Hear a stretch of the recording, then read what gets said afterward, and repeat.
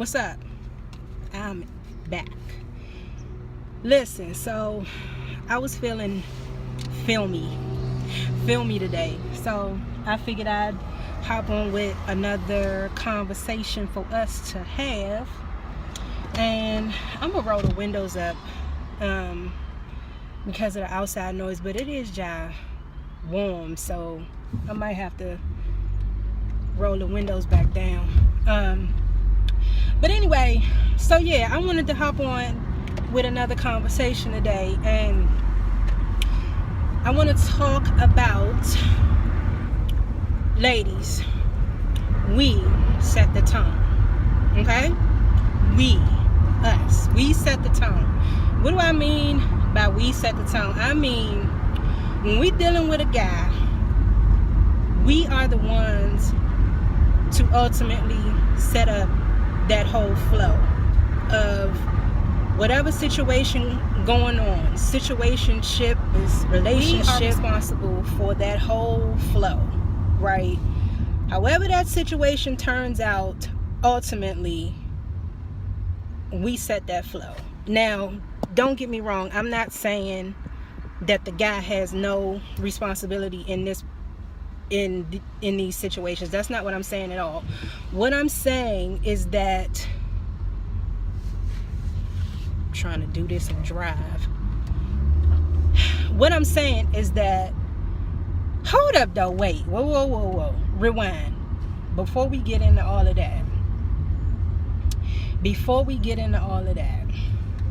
let me say this. He signs your checks and you give him sex. Hey, signs your checks and you give him sex. I know y'all seen that. Black ink. Anyway, back to the discussion. So, I'm not saying that the guys have no responsibility. What I'm saying is that how the guy treats us and handles us is ultimately up to us. And I say that because I noticed, me included, oftentimes I've noticed that there'll be things happening in a relationship where we sitting scratching our heads like, damn, why is this dude always doing this, or why is he always XYZ, and thinking, shouldn't he know better than to do this and do that? And he's not gonna know better if you don't put that out there. So, for example, I'ma say, number one, most importantly, is don't always be available. Now, I'm not talking about playing mind games and whatever. And it also depends on the type of guy you're dealing with. But I'm just using this as an example. If you're just starting out with a dude, y'all may not have even gone on your first date yet. You might be leading up to that. And y'all exchange numbers or whatever, and maybe he'll hit you up during the day while you at work, or you'll hit him up while he's at work, or whatever the situation may be during daytime hours, when most grown people are usually going about their day, whatever their day may consist of, whether they work a 9 to 5, whether they work for themselves, whatever. Okay, that's cool. Y'all might hit each other up, text, whatever. Hey, how you doing? Have a good day. Yeah, blah, blah, blah. Cool, right? But say some days you get into it for some days, a week or two, and you notice he start hitting you up later and later, right? Hitting you up 11, 12, 1 o'clock in the morning. If you cool with that, then be cool with it. Go ahead and let that be. But just understand that when you start opening those kind of doors, that's what he's going to expect. So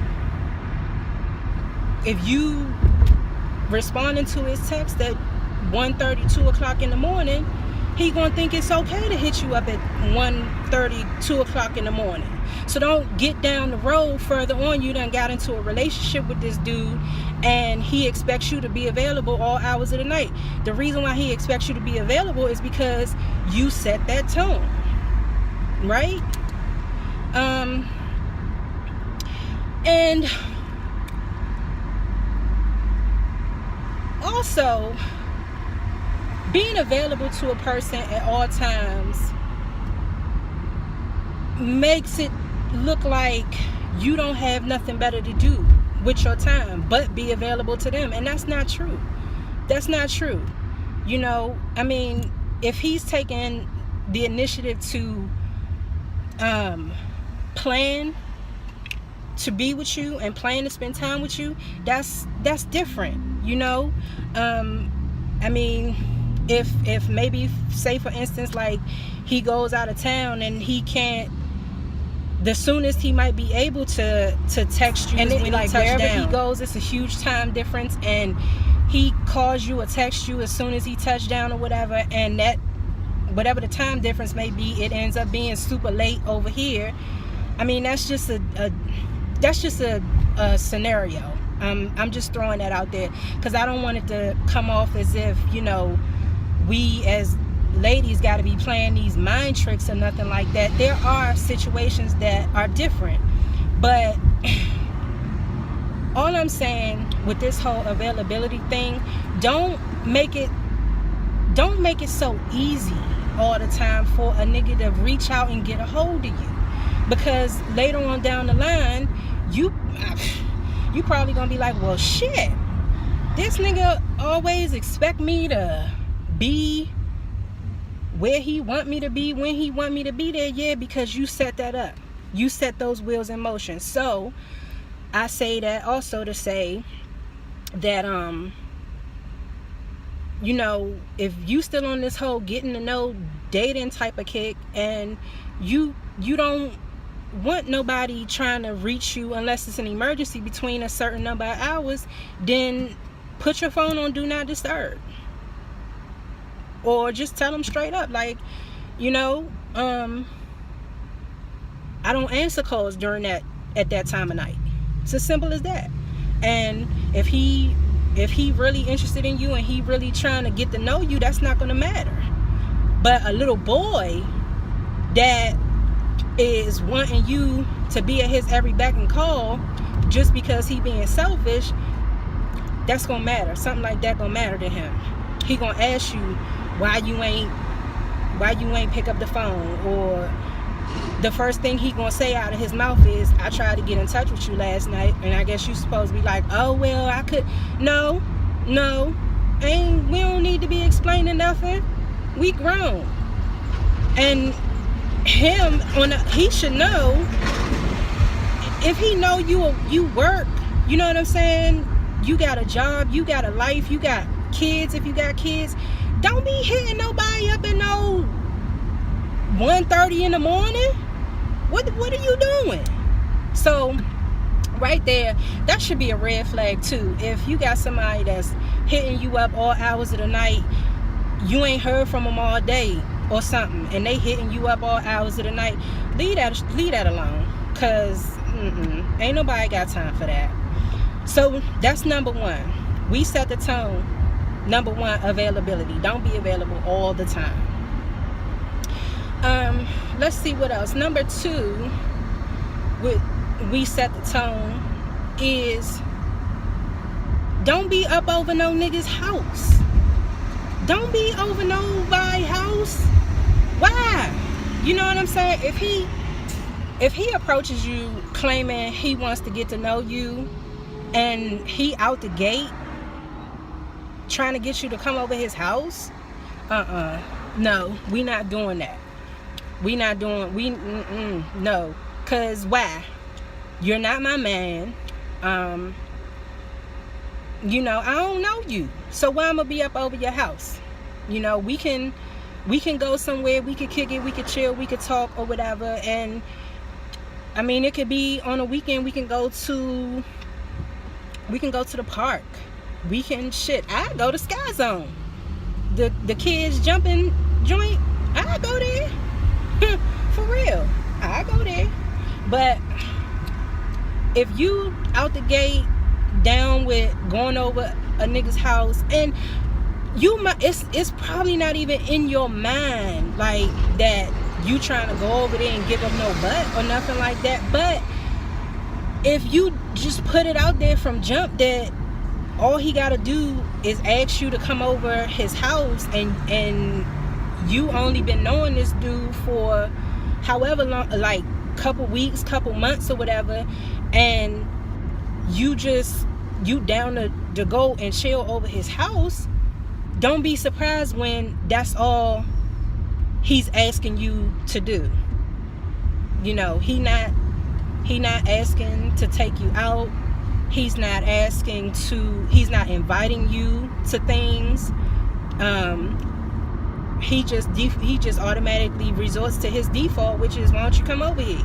Whether y'all having sex or not, you know, you and I know this as a lady, like, we want more than that. We really want more than that. So again, if you down with just, you know, going over his house and chilling and kicking it and talking or whatever we might be doing, if you cool with that, then that's fine. If he invites you over, you go head over there, whatever, that's cool. But if you know that you want more than that, don't just jump out there and start doing that. We not about to Netflix and chill. We not about to do that. And I know a lot of times we tend to let things slide as ladies. We tend to let a lot slide because we thinking, you know, we don't want to put this, we don't want to run him off. You know, yeah, I said it. We don't want to do anything to turn him off, right? But that's another aspect of this whole set the tone thing, like the power dynamic. You know, like we allow these dudes to have so much power and control over us because we want that male attention. We crave that male attention, but it's just not worth all going through all of that. It's just not. Like, the male-female dynamic, I've discovered, is easily balanced out. It's easily balanced out if you understand who you are as a lady and you know what you're looking for in a man. That whole power dynamic is easily tempered. And ain't no real man, just because you assert yourself as a woman, ain't no real man just gonna be run off by that. And when I say assert ourselves as ladies, I don't mean be bitches. I don't mean that. I mean, you could still assert yourself and hold your own and be sassy without being a bitch, right? So that's another aspect of it is don't be going over nobody's house just out the gate. And what else? It's something else I wanted to touch on about us setting the tone. Just in your conversation, right? In your conversation, the type of conversation that you have with a guy is going to ultimately determine, your conversation is going to steer that relationship, right?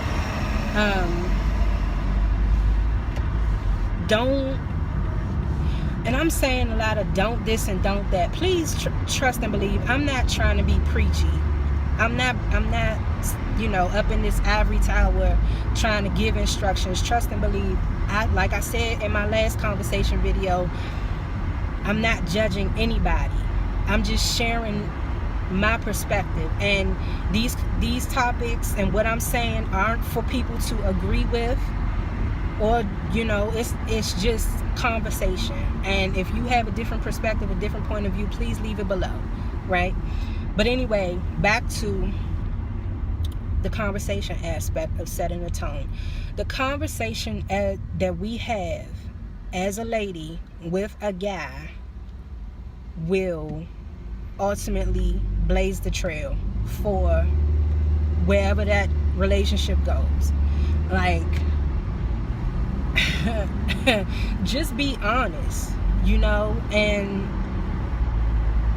don't think these is Jedi mind tricks, again, because it's not. Like,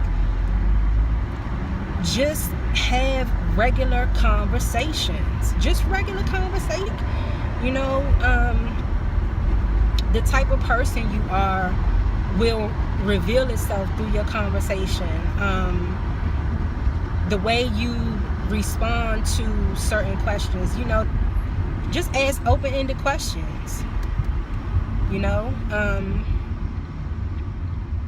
open-ended questions, and see where it goes from there. See how, and also how a guy responds to you will determine how you need to handle, or how you need to, how you need to handle that. You get what I'm saying?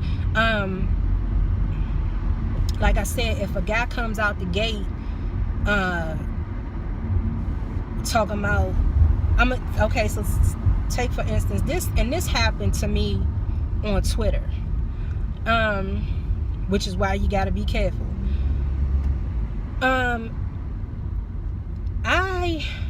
What happened? I was tweeting about, I think, what's the show with the Robinson family?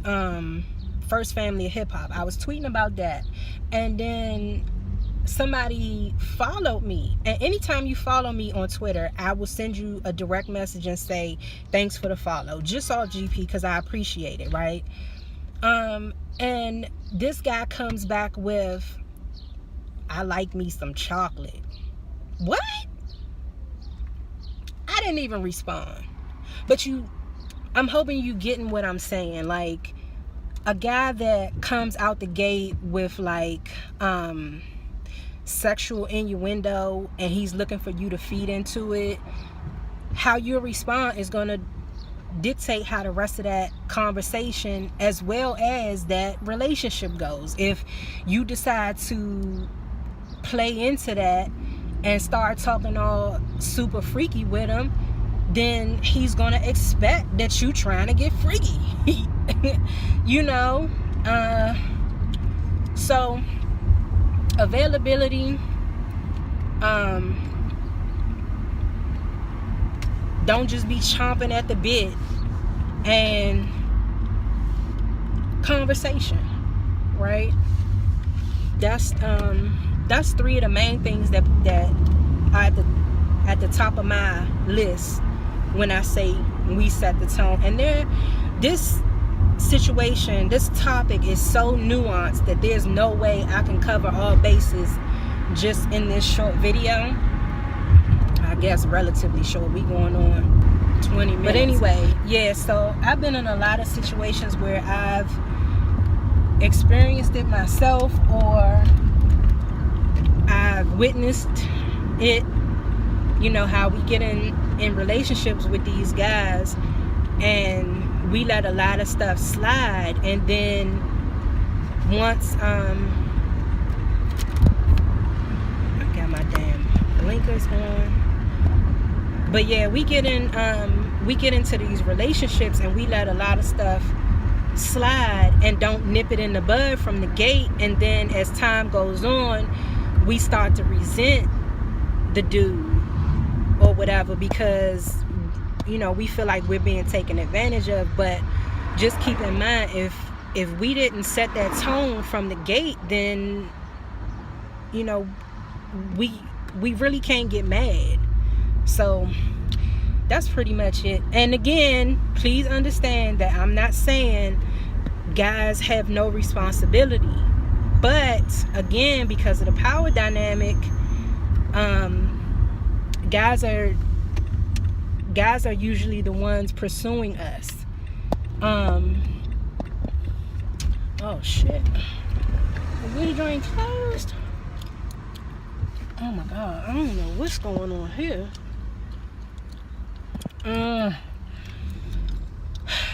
So anyway, yeah, because of the power dynamic, and guys are typically the ones pursuing us, we are the ones that have to